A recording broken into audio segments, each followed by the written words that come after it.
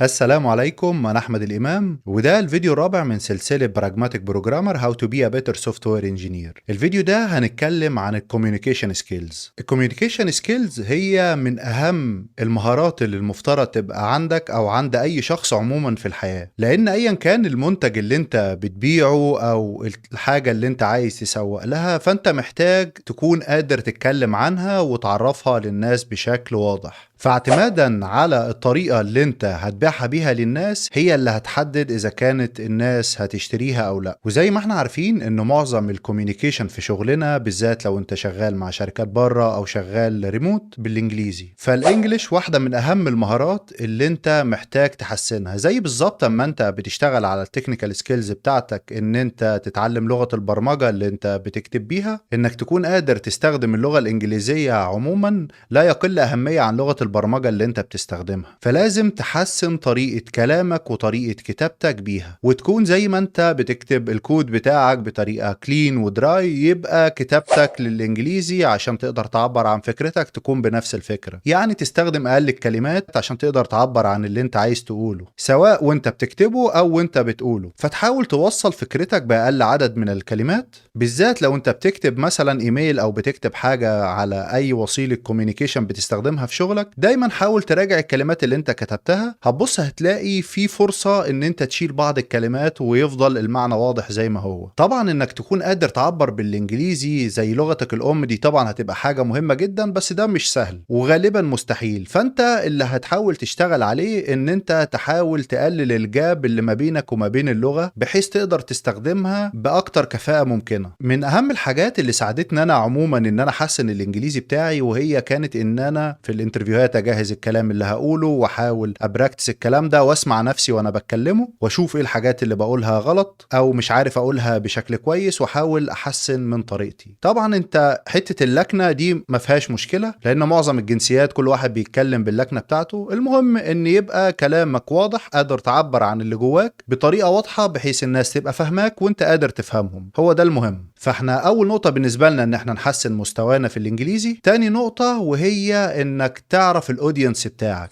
يعني تعرف الكلام اللي انت بتقوله ده انت موجهه لمين. يعني ايه؟ يعني لو انا حاضر في ميتنج، كل الميتنج ده عبارة عن ناس من البرودكت او ناس من السيلز، في ناس مختلفة من قطاعات مختلفة في الشركة، فما ينفعش اما انا اكون بتكلم فابدا اتكلم معاهم تكنيكال واقول لهم احنا هنعمل كذا وهنجيب كذا وتفاصيل كتير في التكنيكال، لان هم هيبقى بالنسبة لهم الكلام ده ممل ومش محتاجين يعرفوه. فانت تحاول تنزل بمستواك على قد ما تقدر بانك تشرح فكرتك بدون الدخول في تفاصيل. لان لو انا حد من السيل هكون مهتم عايز اعرف التول او الفيتشر الجديدة اللي انتوا بتعملوها دي هتفيدني في ايه، ان انا اقدر ابيع اكتر، وهبقى مستني من كلامك ان انت تطمن مخاوفي في الحتة دي، في الحتة الخاصة بالجزء بتاعي. كذلك لو انا من البرودكت تيم، كل اهتمامي هيكون انا عايز اعرف ده هيفيد البرودكت في ايه، او التحسن اللي انت هتعمله. مثلا انت بتقول ان انا عاوز استخدم تول اكس، طب التول دي انت ليه من ناحية التكنيكال بتقول لنا احنا عايزين نستخدمها؟ فلازم توصل المعلومة التكنيكال بطريقة مش تكنيكال بحيث هم يقدروا يفهموا الفايدة من الحاجة اللي انت بتعملها. هو ده المهم بالنسبة للناس مثلا في ناحية البيزنس. فلو افترضنا ان انت قعدت تتكلم في الميتينجز بتاعتهم بطريقة تكنيكال وكل كلامك بالدخول في التفاصيل دي، هتبص هتلاقي ان هم ما بقوش حابين ان هم يحضروا ميتينجز معاك، واقل حاجة هيعملوها مش هيعملوا لك انفايت مثلا للكولز، وهيبعتوا للهيد بتاعك او الليد بتاعك هو اللي يبدأ يدخل ويقول ايه اللي هم محتاجينه بالظبط. فحاول ان انت ما تقللش فرصك، وتبقى قادر توصل المعلومة او الكلام اللي انت عايز تقوله بأقل عدد من الجمل، وتنزل بمستواه للناس او الاودينس اللي بيسمعوك. واحدة من الحاجات اللي فادتني جدا في النقطة دي ان انا دايما احط نفسي مكان الناس. يعني انت قبل ما تقول حاجة حط نفسك مكان الشخص اللي بيسمع، هو هيترجم الكلام ده ازاي، وايه الاسئلة اللي هو ممكن يطرحها او بتدور في دماغه. وقتها هتلاقي نفسك قادر توصل له المعلومة بأبسط طريقة ممكنة. فحاول قبل اي ميتنج ما تدخلش الميتنج كده وخلاص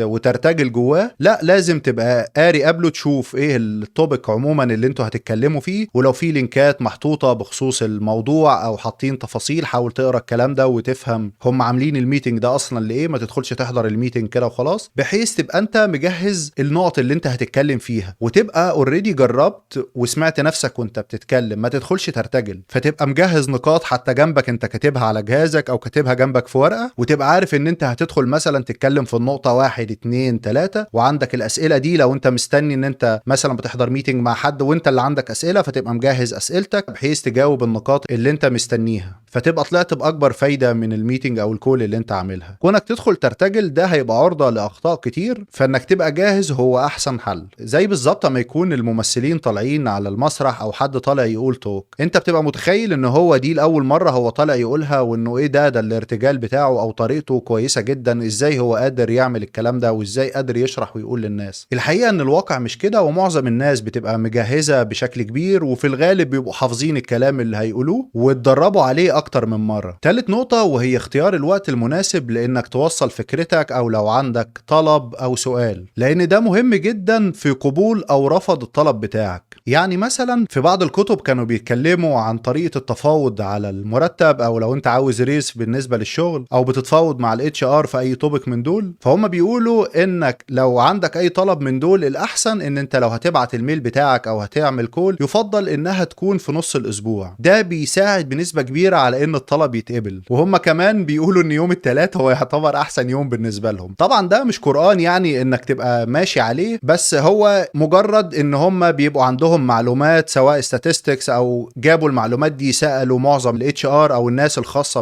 بالموضوع ده، وهم كانوا بيفضلوا الكلام ده. وكان فيهم بيقول ان هم فعلا معظم الطلبات اللي بتجيلهم في نص الاسبوع بتكون بنسبة كبيرة بتتقبل. رابع نقطة مهمة في الكوميونيكيشن سكيلز انك تكون مستمع جيد. كونك مستمع جيد ده هيديك فرصة انك تفهم الشخص اللي قدامك بيقول ايه، وهيديك فرصة ان انت تاخد نوتس، فتقدر بعد كده تسأل اسئلة تجاوب على النقاط اللي مش واضحة ليك. وده من ناحية الشخص اللي بيكلمك هيبان له ان انت مهتم بالكلام اللي هو بيقوله وانك مركز معاه. النقطة اللي بعد كده هي الدوكيومنتيشن. حد ممكن يقول لي ايه علاقة الدوكيومنتيشن اصلا بالموضوع اللي احنا بنتكلم فيه؟ من الناحية التكنيكال الدوكيومنتيشن هي اكتر مكان مهم من ناحية الكوميونيكيشن. ليه؟ لان هي المكان اللي انت مفترض بتوصل فيه المعلومة الخاصة بشغلك او بالحاجات اللي انت عملتها لاي حد هيستخدم التول او الحاجة اللي انت بتعملها، لان هي المكان اللي هيجي بعد كده الناس اللي بعدك او الناس اللي بتستخدم التول بتاعتك وهيكونوا مستنيين اجابات لاسئلتهم. وده مش بس دوكيومنتيشن من ناحية الكود بس، كمان لو انت حضرت كول او ميتنج مع حد الاحسن ان انت تدوكيومنت اللي حصل في الميتنج ده. لو انت الشخص المسؤول عن الميتنج ان انت تدوكيومنت اللي حصل ده، وبعد الميتنج ما يحصل بتبعت تقول ده ملخص الميتنج اللي احنا عملناه، ولو في حاجات انتوا اتفقتوا عليها انها تتعمل هتقول ان الشخص كذا هيعمل كذا، وكل واحد ايه الدور بتاعه او ايه البوينتس اللي انتوا طلعتوا منها من الميتنج ده. فده هيخلي الموضوع دوكيومنتد، بحيث لو كان حد مثلا ما كانش مركز او سمع الكلام اللي اتقال بطريقة مختلفة، فوقت ما هيشوفها بصورة تانية بعد الكول انها دوكيومنتد، فهو ممكن وقتها يعترض ويقول لك لا انا ما النقطة دي ما كانتش واضحة لي، انا كنت مفكر انها كذا كذا. او لو جه بعد فترة نفس الشخص اعترض، هو كان موافق بعد ما الميتنج اتعمل وبعد ما الايميل اتبعت وما اعترضش، فيجي بعد فترة يقول لك لا انا مش فاكر ان انا حضرت ده او مش فاكر ان احنا اتكلمنا في النقطة دي. فالايميل هيبقى ريفرنس او دوكيومنت موجودة باللي حصل. كمان كونك عندك دوكيومنتيشن مكتوبة بشكل كويس ده هيسهل عملية الهاند اوفر بالنسبة لأي حد جاي جديد. فأي شخص هيجي جديد هتسلمه مجموعة من الدوكيومنتيشنز، هو هيدخل يبص عليها ويبدأ يتعلم ويعرف بخصوص السيستم. مش هيبقى محتاج وجود شخص ما عمال يقول له لا ده انت هتعمل كذا وتروح كذا، لا. فده هيسهل عليه الموضوع، وهيبقى بيحتاج بس في الهاند اوفر شوية أسئلة محتاجة تكفر بعض النقاط البسيطة اللي ممكن أصلا تدوكيومنت كمان بعد ما هو يسألها. بمجرد ان هو عمل ريز للنقط دي فانت ممكن تطلب منه او انت تعملها انك تزود الأسئلة دي او توضح النقط دي للناس اللي جاية بعد كده. اشوفك الفيديو الجاي ان شاء الله. سلام.